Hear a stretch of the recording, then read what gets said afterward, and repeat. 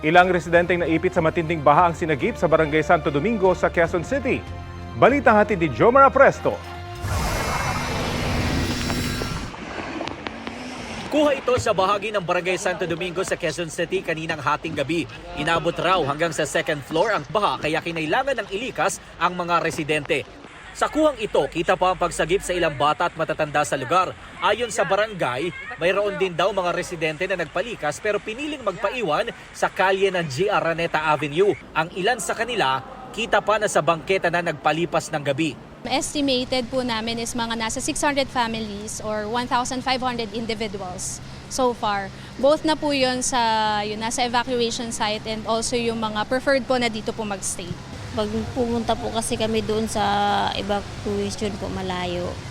May ilang residente naman ang wala halos gamit na naisalba at mas piniling iligtas ang imahe ng Poong Nazareno.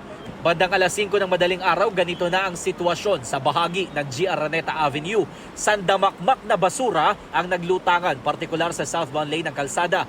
Nananatili namang nakaantabay ang rescue team at PNP para sa mga residente na posible pang ilikas.